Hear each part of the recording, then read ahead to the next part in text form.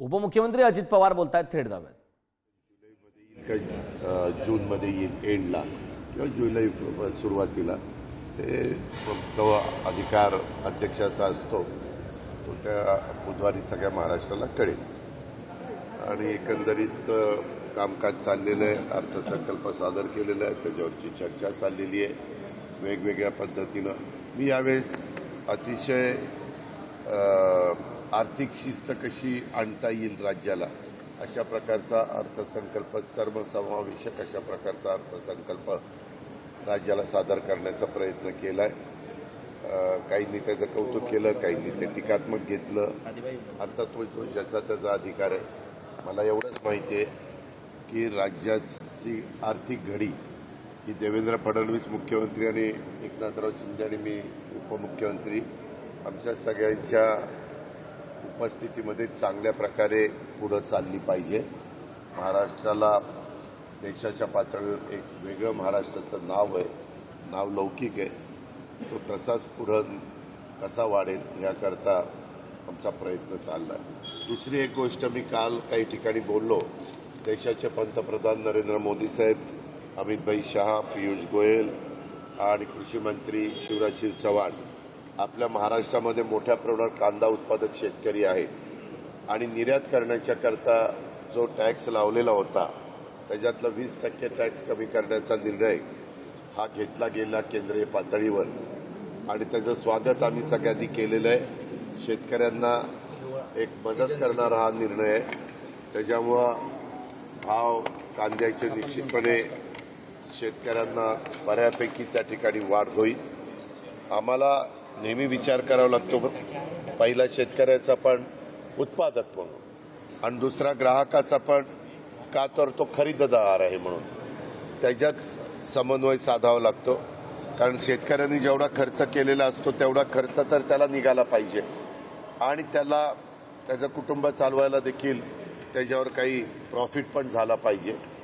आणि जो खाणारा वर्ग आहे, कांदा खाणारा, त्या ग्राहकाला पण आवाचा सवा दरामध्ये हा कांद्याचा दर वाढता कामा नये अशा पद्धतीनं आम्ही जातो. कधी कधी दर इतके वाढतात की तो खाणारा नाराज होऊन जातो आणि कधी दर एवढे कमी होतात की तो उत्पादक शेतकरी अतिशय काकुळतीला येतो, मेटाकुटीला येतो, नावमेद होतो, खचून जातो.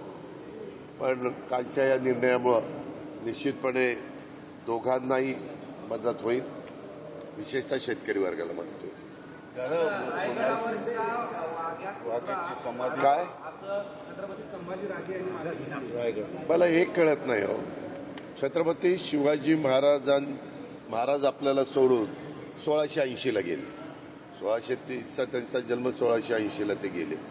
आता हा सगळा काळ 80ला गेल्यानंतर आता आपण 2025 मध्ये का असे जुने मुद्दे कुठले तरी काढले जात आहेत.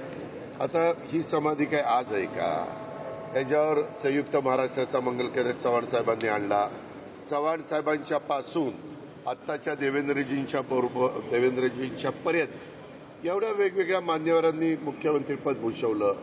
अनेक पंतप्रधान आपल्या रायगडला येऊन गेले, अनेक राष्ट्रपती रायगडला येऊन गेले, अनेक वेगवेगळे राजकीय नेते येऊन गेले.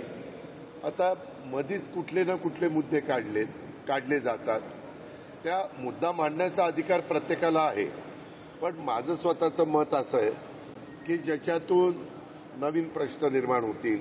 आज आपल्या सगळ्यांच्या समोर जगाच्या, देशाच्या, राज्याच्या समोर AIचा प्रश्न आहे, कृत्रिम बुद्धिमत्ता. बजेटमध्ये देखील मी त्याच्या संदर्भात आर्टिफिशियल इंटेलिजन्सच्या बद्दल बोललेलो आहे. आपण बजेटमध्ये तरतूद केलेली आहे. ॲग्रिकल्चर कृषी क्षेत्रामध्ये देखील त्या रस्त्याने केल्याशिवाय गत्यंतर नाही. त्याशिवाय माझ्या शेतकऱ्याची पाण्याची बचत होऊ शकत नाही, खताची बचत होऊ शकत नाही, उत्पादन वाढ होऊ शकत नाही आणि जमिनीचा पोत पण चांगला राहू शकत नाही. हे असे अनेक कंगोरे त्याला आहेत. त्याच्यामुळे ह्या गोष्टीला आम्ही महत्त्व देतोय. त्याच्याकरता लवकर काही कॉन्फरन्स घेता येईल का?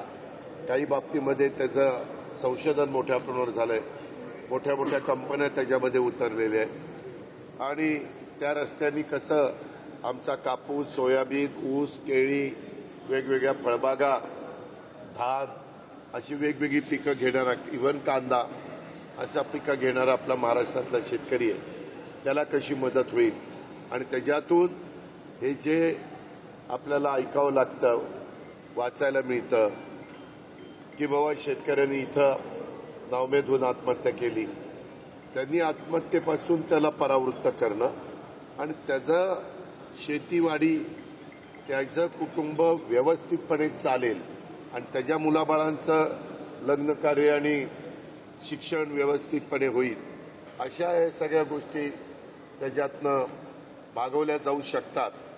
आणि त्यामुळं जगाने पण हे तंत्रज्ञान एक्सेप्ट केलेलं आहे. हे फक्त मी उदाहरणाखातर शेतीचं सांगितलं, पण ते सगळ्या क्षेत्रात आहे. काल पण एक चर्चा आमच्या इथं आंबेगाव मनसरला झाली, सगळे पत्रकार मित्र होते तिथं. पत्रकारांनी पण वेगवेगळ्या संपादकांनी पण तिथं सूतोवाच केला की ह्याच्यामध्ये पण AIचा वापर त्या ठिकाणी केला गेला पाहिजे. असं कुठलं क्षेत्र आता मला नाही वाटत राहील की ज्याच्यात आता AIचा वापर नाहीये. काळानुरूप आपलं बदलायचं असतं आणि तसे निर्णय घ्यायचे असतात, तसं सर्वांना पुढे घेऊन जायचं असतं.